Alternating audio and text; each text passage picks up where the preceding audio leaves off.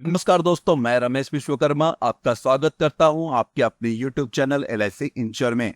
दोस्तों, आज इस वीडियो में हम बात करेंगे the New India assurance company limited के जनरल हेल्थ इंश्योरेंस कवर के बारे में, जिसे हम मेडिक्लेम इंश्योरेंस के नाम से भी जानते हैं।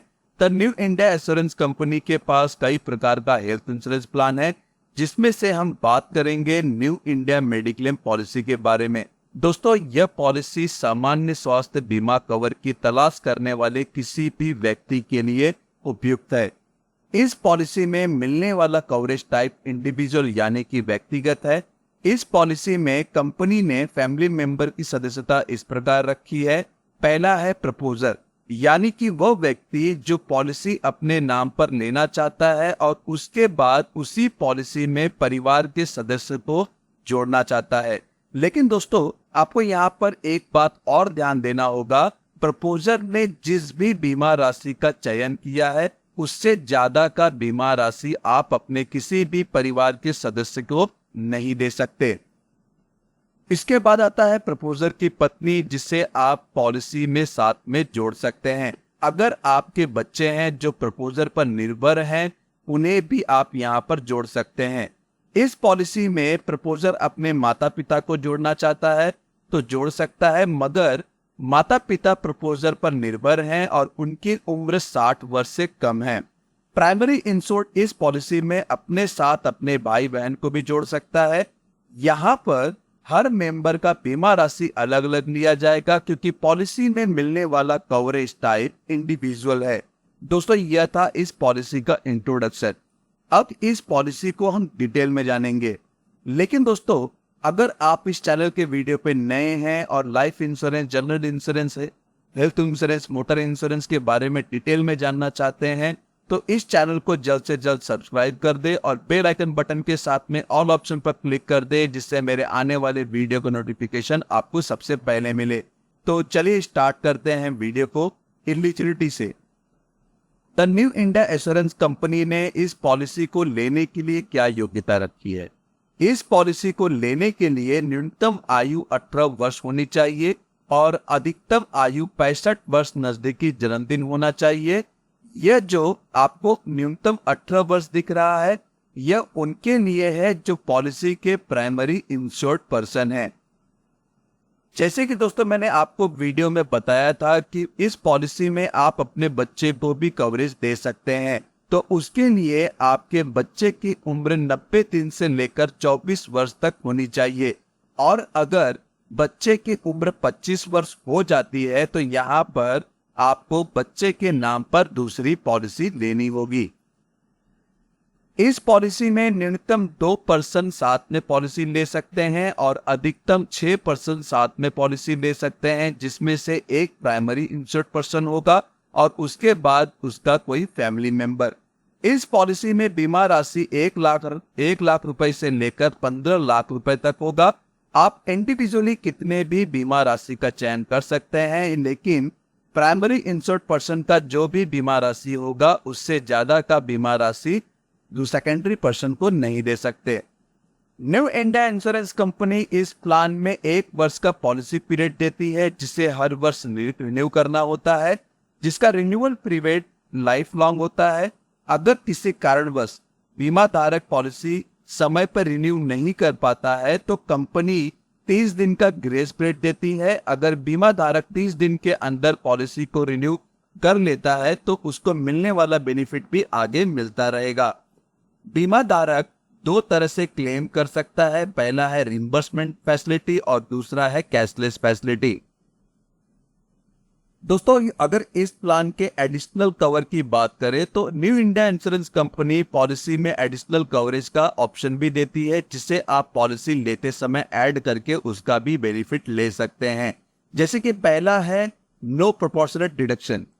यह कवर बीमित व्यक्ति द्वारा चुना जा सकता है, जिसके लिए बीमा राशि 2 लाख रुपए से ज्यादा का होना चाहिए। इस ऑप्शनल बेनिफिट का कवरेज बीमित व्यक्ति को तभी मिलता है जब बीमित व्यक्ति हॉस्पिटलाइज होता है और पर डे के रूम के एलिजिबिलिटी से ज्यादा का क्लेम करता है, तो यहाँ पर उसका कोई भी क्लेम अमाउंट डिडक्ट नहीं किया जाएगा। मतलब उसने जितने भी क्लेम का अमाउंट क्लेम किया है अमाउंट का, वो उसे 100% रिटर्न दिया जाएगा। दूसरा ऑप्शनल कवर है मैटरनिटी एक्सपेंस बेनिफिट। यह कवर बीमित व्यक्ति द्वारा चुना जा सकता है जिसके लिए बीमा राशि 5 लाख रुपए से ज्यादा का होना चाहिए। इस ऑप्शनल बेनिफिट का कवरेज बीमित व्यक्ति पॉलिसी लेने के 3 वर्ष के बाद ले सकता है, जब वह बच्चे की प्लानिंग करता है और डिलीवरी में होने वाले सभी खर्चे को कंपनी द्वारा उठाया जाता है। तीसरा ऑप्शनल कवर है revision in limit of cataract. यह कवर बीमित व्यक्ति द्वारा चुना जा सकता है जिसके लिए बीमा राशि 8 लाख रुपए से ज्यादा होना चाहिए। इस ऑप्शनल बेनिफिट का कवरेज बीमित व्यक्ति आंखों में होने वाले खर्चों के लिए बचने के लिए ले सकता है। चौथा ऑप्शनल कवर है वॉलंटरी कोपे। यह कवर बीमित व्यक्ति द्वारा चुना जा सकता है। इस ऑप्शनल बेनिफिट कवरेज में बीमित व्यक्ति हॉस्पिटलाइजेशन में होने वाले खर्चे में से 20% खर्च अगर स्वयं करने के लिए रेडी होता है तो कंपनी द्वारा 15% प्रीमियम पर डिस्काउंट दिया जाएगा। तो दोस्तों ये था इस पॉलिसी का एडिशनल कवर। इन चारों कवर को अगर आप डिटेल में जानना चाहते हैं तो कमेंट बॉक्स में लिखकर जरूर बताएं कि किस कवर में आपकी रुचि है, जिससे मुझे आसानी हो सके कि मैं किस एडिशनल कवर पर सबसे पहले वीडियो बनाऊं। दोस्तों अगर हम यहाँ पर देखें इस पॉलिसी के बेनिफिट कवरेज को, तो पहला आता है हॉस्पिटलाइजेशन एक्सपेंसेस, जिसमें कमरे का किराया, boarding, PMO charges, RMO charges, CMO charges, RMP शुल्क या फिर नर्सिंग जैसे कि ड्रग इंजेक्शन हो गए, ड्रग्स हो गए, इंट्रावेन्स फ्लूइड, एडमिशन खर्च सहित प्रतिदिन बीमित राशि का 1% से अधिक नहीं होना चाहिए। Intensive care unit ICU, intensive care cardiac care unit ICCU, intensive charges, monitor और पल्स ऑक्सीमीटर खर्च प्रतिदिन बीमित राशि के 2% से ज्यादा नहीं मिलेगा।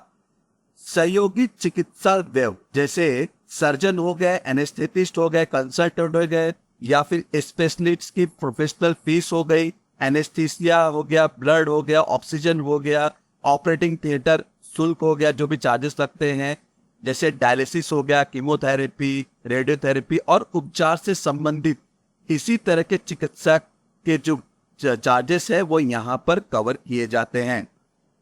फार्मेसी और उससे कंज्यूमेबल चार्जेस मतलब जो भी कॉस्ट ऑफ इम्प्लांट हो गया, मेडिकल डिवाइसेस लगती हैं तो वहां पे इसके रिक्वायरमेंट लगती है, उसके चार्जेस हो गए, मेडिसिन हो गए, ड्रग्स हो गए, एक्सरे हो गया, फिर इसके बाद जितने भी मतलब कॉस्ट ऑफ फार्मेसी से मतलब फार्मेसी और कंज्यूमर से चार्जेस होते हैं इसके सिमिलर जो आते हैं वो भी यहाँ पर कवर किए जाते हैं।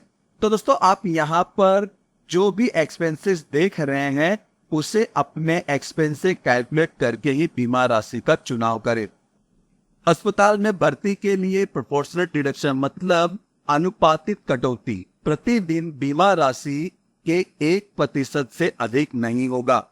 मोतियाबिंद के लिए भुगतान की सीमा, प्रत्येक आंख के लिए मोतियाबिंद से संबंधित किसी भी दावे के मतलब कोई भी क्लेम के भुगतान के लिए कंपनी बीमा राशि का 20% से अधिक नहीं देगी, जो कि अधिकतम 50,000 रुपए तक होना चाहिए। आयुर्वेदिक, होम्योपैथिक, यूनानी के तरह जो भी उपचार होते हैं जैसे आयुर्वेदिक में, होम्योपैथिक में उपचार किए जाते हैं उसमें जो भी खर्च होगा उसका 25% ही यहाँ पर दिया जाएगा। हॉस्पिटल कैश की बात करें, उन बीमित व्यक्ति के लिए जिनकी बीमा राशि 3 लाख रुपए से अधिक या उसके बराबर है, कंपनी बीमा राशि का 0.1% की दर से अस्पताल नगद भुगतान करेगी। मतलब अगर कोई प्रपोजर एडमिट है तो यहाँ पर बीमा धारक को 0.1% के आधार पर उसे अमाउंट मिलता रहेगा। एडिशनल बेनिफिट की बात करें तो हेल्थ चेकअप हो गया, जैसे यहाँ पर यह लाभ 3 साल में केवल एक बार मिलेगा। 3 वर्षों में बीमित व्यक्ति की औसत बीमा राशि का 1% या फिर 5,000 रुपए तक का भुगतान सीमित यहाँ पर दिया जाएगा।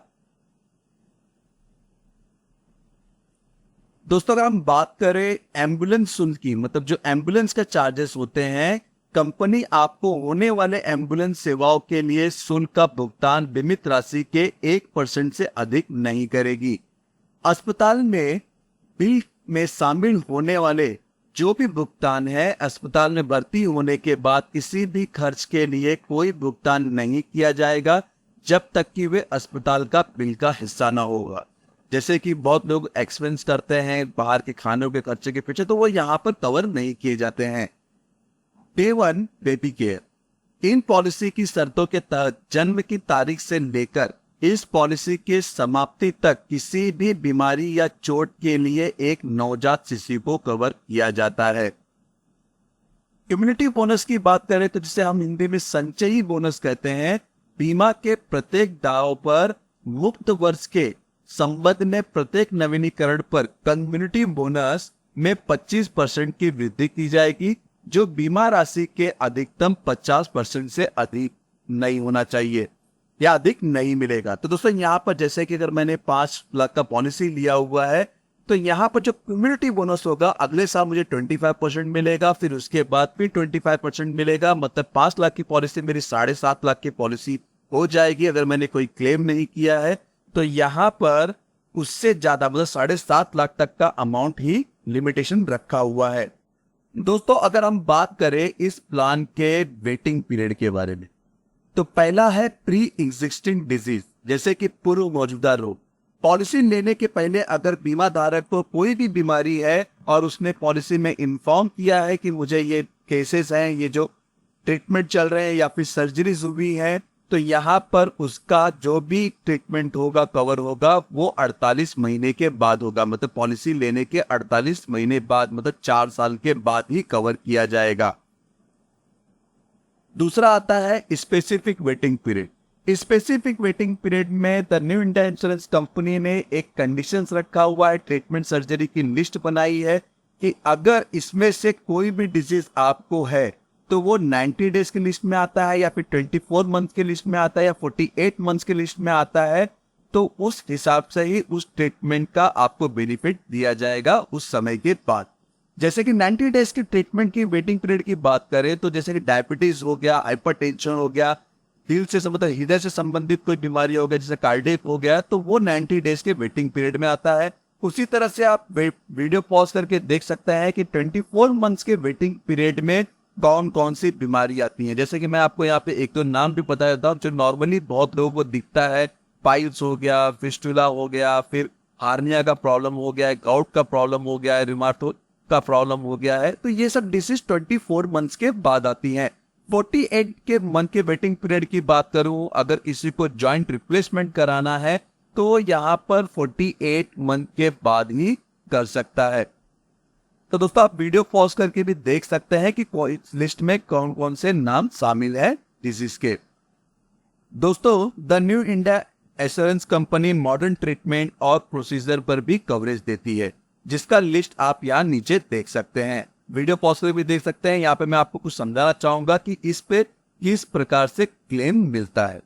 जैसे कि अगर मैं बात करूं पहले ऑप्शन की, यूटिनरी artery embolization and high intensity focus ultrasound HIFU, गर्भाशय धमनी हो गया या एम्बोलाइजेशन और उच्च तीव्रता केंद्रित अल्ट्रासाउंड हो गए, जिसके लिए कंपनी बीमित राशि का 20% तक देगी, जो कि अधिकतम 2 लाख रुपए तक मिलेंगे। इसी तरह से आप वीडियो पॉज करके सभी मॉडर्न ट्रीटमेंट के प्रोसीजर को देख सकते हैं और उस पर कितना रुपए का क्लेम मिलेगा वो भी आप यहाँ पर देख सकते हैं। तो दोस्तों ये था the New India Insurance Company Limited का general health insurance New India mediclaim policy. इसमें इंडिविजुअल लाइफ पर सेपरेट बीमा राशि का चयन करने का ऑप्शन मिलता है।